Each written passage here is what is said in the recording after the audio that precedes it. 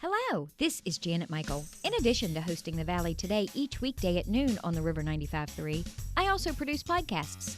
And I'm excited to kick off Season 2 of our podcast series in partnership with Rappahannock Electric Cooperative. It's called We Are REC. Every week we'll release a new episode talking to different people from REC about a host of different topics. We'll get tips for saving money on your electric bill. We'll talk about renewable energy and the impact it can have in our communities. We'll get some behind-the-scenes info about what happens when the power goes out in a storm.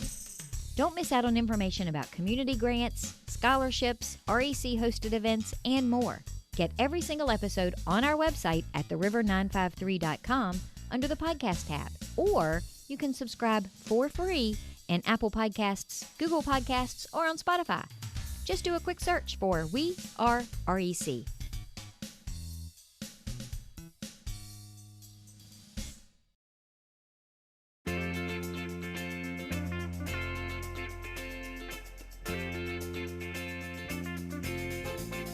Hello and welcome to The Valley Today. I am your host, Janet Michael. I should say it's The Valley tonight because we are pre-recording today's episode on a Wednesday night. It is dark and the lighting in my kitchen is not as good during the evening hours as it is during the daytime hours. But I know that my guest today doesn't care because he has joined me on the Zoom screen before. Haven't talked to you in a few months. Nathan Stalvey, he is the director of the Clarke County Historical Association. How are you doing, my friend? I'm doing well, doing very well. It's been kind of crazy. I mean, you and I haven't talked for several months now. I was beginning to worry about you. I was glad you sent me a text earlier this week to say, hey, just checking in. How are you guys doing? Yeah, it's without a doubt, it's been challenging. You know, the COVID has definitely challenged. So we're not unlike a lot of other businesses and museums across the state. I mean, we had to really change a lot about what we do, and it's been a challenge. So like for us, we plan a lot of our events and strategies and plans and publication. We plan all this stuff a year out, so we know at the beginning of the year what's coming up, and all of that derailed. And on top of that, I mean, losing not just the spring Art at the Mill show, but the fall Art at the Mill show. So losing both our primary fundraisers, losing 2/3 of our annual operating budget, just gone. We're like, okay, what do we do now? So yeah, I've been busy. I have been extremely busy, but you know, we're getting through it. We're definitely getting through it. We were talking before we started recording for the radio show. You've really, while you couldn't do a lot of physical stuff like Art at the Mill, you guys have really kind of turned it inward and come up with more creative things and are back to normal from the perspective you're already planning 2021. Yeah, that's correct. In fact, the staff and I, we sat down and already worked out our schedule of events for 2021. And we even said, you know, we have, because of what happened in 2020 with the pandemic, we were able to shift our focus pretty quickly. I mean, we were very, very fortunate. I have a great staff with some creative minds, and they came up with some great ideas about how we could do some really cool, innovative online content that was engaging, that people could actually do. It wasn't just sit and listen to somebody talk on Zoom like we're doing here, but it was actually, you know, doing puzzles, doing scavenger hunts, sending Colonial Kids Day boxes where people could come and get a full activity box full of all kinds of crafts and games and scavenger hunts and grain from the mill. We really just kind of shifted this focus to a different way we could reach our audience. And now we have that as sort of a template. So we can still do some of that content for people who don't want to come out. But yeah, we really shifted gears pretty fast. And we were fortunate to actually have other museums contact us saying, hey, can we steal some of your... So we're trying. That's our big thing. Persevere, push through. That should be our new slogan. That's what it is. Persevere, push through. That's what they did in history. That's how we've ended up. Everybody has made it this far. Is they persevered and pushed through. Those first Virginia settlers, those first 5 years were not easy. So speaking of all the online resources, we've done a couple of shows and had a couple of conversations about all of the things that you guys put in place. Clarke County Schools opened this week, and I know their elementary schools are going back in person in a hybrid model. So have you added or taken away, has kids going back to school impacted any of the online resources that you guys have offered at the museum? No, it really hasn't. It's, I mean, those resources are still out there. We do have a lot of parents who use those resources to help teach their classes and teachers as well. One thing I will point out that this hybrid model with a lot of the kids staying home most of the time, and some parents having their kids stay home full time, has enabled us to have some younger volunteers on a more regular basis down at the mill. That's something that we can talk about a little bit later when we talk about the mill, but that has definitely been something that's been a pleasant surprise this year. Yeah, oh, I don't doubt that at all. I talked to Dr. Chuck Bishop, who's the superintendent at Clarke County Public Schools last week, and he was really hopeful that this whole concept that they had, at least for the elementary schools, because I believe the middle and the high schoolers are all virtual, at least through the first semester into October. Right. And one of the things we've tried to do is we've offered up the museum as a space for students who may not have the best access to Wi-Fi in the county. I mean, in Clarke County, there's a lot of rural areas, especially up on the mountain. People don't have great Wi-Fi. And so we've offered, like on Wednesdays, if students want to come in, there are 2-hour blocks that they can come in and use the Wi-Fi for what they need.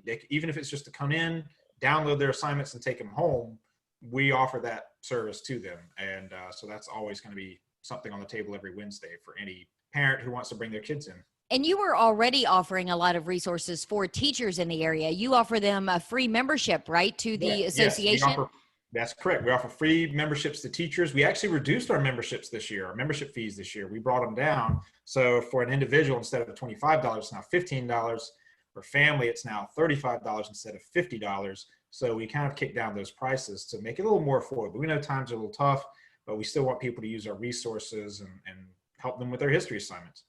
Well, and that's the cool thing that I have found through all of this COVID-19 stuff is that, I mean, you just said at the beginning of the show how you lost 2/3 of your income because you couldn't have either one of the art at the mill. Most places would then raise their rates for becoming a member or raise their prices on a retail level. And instead, you guys still look at the bigger picture and realize what you have to offer is something that's needed and then reduced your rate. So kudos to you. Yeah, no, we're taking definitely a different strategy than a lot of other places with reducing the rates, trying to get more people involved. We've already seen it. Like we've been getting memberships coming in right and left. I mean, the mailbox has been full every day, so it's paying off. See, one of the other challenges has been, so once you get, for a lot of museums, once you got to July, all of a sudden museums are faced with the same situation that we're in, the financial constraints. So still can't do in-person programs, but you have to find a way to monetize certain programs. And for a lot of museums like ours, we were doing a lot of online content free, a lot of online talks, YouTube videos, history videos, everything like that. And we were doing those for free. And a lot of museums are doing this for free because they wanted people to stay involved with the museum. But then at a certain point came the discussion, well, at some point we have to monetize that. But if you've gone all this way with free content, how do you suddenly monetize that? So we shifted gears, started doing the Colonial Kids Day boxes, actual tangible products that people can take away, give stuff for kids to do. We sold a lot of that. We sold way more than I thought we were going to sell. And I was very happy with that. So that was a nice, in that, it was $25 per box. So we're doing it again for the autumn boxes. So we're finding ways to say, okay, not everything's going to be online. We realize that you have to do some things in person. And there's some things that we can, all you have to do is just come pick something up and take it with you. And so if you can't come in person, we find other ways to do it. So we're trying to stay ahead of the curve on this. So can I, if I wanted to buy a couple of those Colonial Kids boxes when they come back out again in the fall and say, hey, I'd like you to give these to kids whose parents might not even be able to afford $25. Is there a mechanism in place for that? Is that something I could pay you for and then reach out to the schools and say, hey, there are 10 boxes available. Yeah. Check in with Nathan? Absolutely. We can certainly certainly do that. We welcome people who are able to and want to do that. Absolutely. Because, there's a lot of activities in these boxes. It's not just like one or two things. There's like 10 items in this box, and it includes a t-shirt. So it's quite a bit. So, and it keeps in it that you're learning, it's fun and it's educational. So yeah, there is a mechanism by doing that. All I have to do is just simply reach out to our education coordinator, Taylor Kumis, at the main office or through our email, educator@clarkehistory.org. Awesome. So, and that checks all kinds of warm fuzzy boxes because then I'm helping the museum. And at the same time, I'm helping educate a kid that I don't have to feed and put to bed and get ready for school every morning. There you go. Those are the best kids of all. Oh, yeah. Well, let's take a quick break. You touched a second ago on the mill, and I know the mill reopened in July. So when we come back, can we talk about some of the things that you've got planned? You had your first in-person event there not too terribly long ago. So can we talk about all of that in the next segment? Yes, we can. Okay. We're going to take a quick break. When we come back, we're going to continue our conversation with Nathan Stalvey. He is the director of the Clarke County Historical Association. We are recording our conversation on a Wednesday night, yes, night, for the show that you're listening to today on a Friday afternoon. We're going to be back in just a couple of minutes.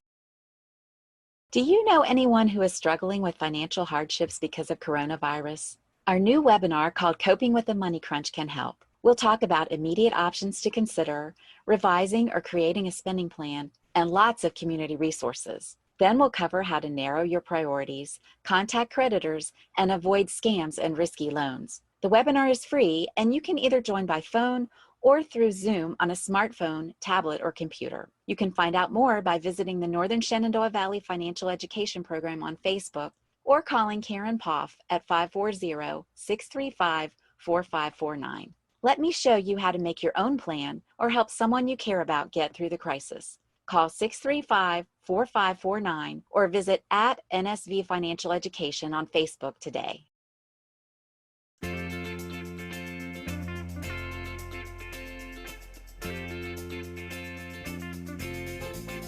Welcome back to the Valley today. I am your host, Janet Michael. Happy Friday as you are listening to the show today. However, we have pre-recorded our conversation over Zoom with Nathan Stalvey. He is the director of the Clarke County Historical Association. And Nathan, you haven't done the show in a while, and I was really, really excited when we met up on the Zoom screen before we started recording, and you just had this big old long laundry list of events that are going to be coming back, what you're doing with 2021. The mill is open, so I can come to the mill and get me some cornmeal to make my fried chicken with, because that's what Yes, you can. Yes, you can. You can have it in just about any color. You've got it in red, white, blue, and yellow right now. So, yes, What, no orange? Come on, dude. You got to get me some orange you can cornmeal. maybe you could mix the red and the yellow and get you some orange cornmeal. I don't know. So what went into making the decision to open the mill in July? Interestingly enough, back in March, right before the shutdown, we had a big crew of mill volunteers to go out there, start getting the mill ready. We cleaned out the mill race. We were getting everything prepped for the mill. And then the shutdown happened. And that's usually right around the end of March is when we do at least one grind before the art show, so that we have something in the freezer for the art show. Well, then the shutdown came, and I kid you not, people were calling us right and left. Please tell me you have flour. Please tell me you have flour. I was like, no, we didn't get to grind. We have not been able to grind. So once phase 2 of reopening occurred in June, I reached out to our mill volunteers. Now, a number of our mill volunteers, some of them have health issues, some of them are a little bit older, so a little more susceptible to COVID-19. So I reached out to them all. I was like, hey, look, I really would like to get the mill open. We can social distance, we can set guidelines, we can be very careful. I have a plan in place about, masks have to be required, sanitizing all the surfaces, keeping people 6 feet out. Nobody can go downstairs during the grinding process. They all have to stay upstairs in separated areas. I just want to see who is able to. If you're not, it's fine. I totally understand, but I just wanted to kind of get a show. So not many mill volunteers were able to come. So I reached out to the community and I said, okay, we are looking for some mill volunteers. This would be great for anybody ages 14 and up. And we ended up getting a 13-year-old. A woman called and said, is 13 still fine? I was like, yeah, absolutely. We got a 13-year-old, a 14-year-old, a 16-year-old, and a 20-year-old who all came out. And it has been, those kids have worked their tails off. They love being there. They work hard. They want to learn everything. It's so fascinating to watch them. The 13-year-old one told me once, hey, I wish we could grind every day. I was like, well, they just love it so much. They have so much fun doing it. Because, where else are you going to be able to do something like this? And it's so hands-on. And of those 4 that I mentioned, 3 were women. So we don't care if you're male, female. We don't, as long as you want to come and help, we don't care. So it was amazing. They learned how to walk the water wheel, to put on the stones, they learned everything about the grinding process. They learned everything. They helped from start to finish. And it is absolutely incredible. And with the schools being either half or all online, some parents have, elected to have their kids stay home all the time. This has actually enabled them to for the parents to say, hey, is it okay if they keep coming through the school year? I was like, yeah, absolutely. Because this is their favorite day of the week, and it's a chance for them to get out of the house. So it's actually worked a little in our favor, this, with the schools being what they are, because the kids are home a little bit more, and gives them a chance to get out and do something a little different and learning some history along the way. And they have been absolutely fantastic. I cannot say enough of them. And the two older mill volunteers, one is 80 and one is 78 or something like that. They kind of just sit back and just watch in awe at how hard these kids are working. I mean, they're just, and I'm there every Saturday too. And it's really nice. We got a really great team of volunteers. They're eager to jump in if there's a repair that's needed. We all work together. It's nice. It's really nice. So what are the hours for the mill? Have you had to tweak those at all? No. So actually our mill is open during normal mill business hours. So Friday from 12 to 5, Saturday from 10 to 5, and Sunday from 12 to 5. Now, as we're getting into the fall, we're probably going to see a little bit and our Saturdays have been busy. Our weekends have been very, very busy. We've been selling a lot of grain. And we know that's even going to be even busier in the fall. Fall's our busier season. Adding to that, we're actually going to have, starting this weekend and every Saturday and Sunday through November, what we call an artist in residence at the mill. So each Saturday and Sunday will be an individual artist. They're going to set up some artwork, and they're going to do some art demonstrations right there at the mill. And so we're like, okay, we didn't have the art show, so let's bring the artists out one at a time, one on a Saturday, one on a Sunday, then the next week, the same thing. Kicks off this Saturday. For a full schedule, people can just go to burrowmorganmill.org and see the entire schedule of the artists. I'm really excited about that. Now, can I buy some of the original artwork of the artists that are there? All the artwork they bring will be for sale. And a portion of the proceeds do go help support the operations of the mill and the Clarke County Historical Association. So it's like the art at the mill mini-sized. Exactly. So I think this is going to work out well. We weren't sure what the artists were going to, how many were going to sign up. Within the 2 days after we emailed our artist list, every Saturday and Sunday was taken. Wow. Everyone, 2 days. They just filled up like that. Artists were like, yes, sign me up. I am there. I'm very happy that the artists, and there are some great artists that are coming out. It's going to be something spectacular.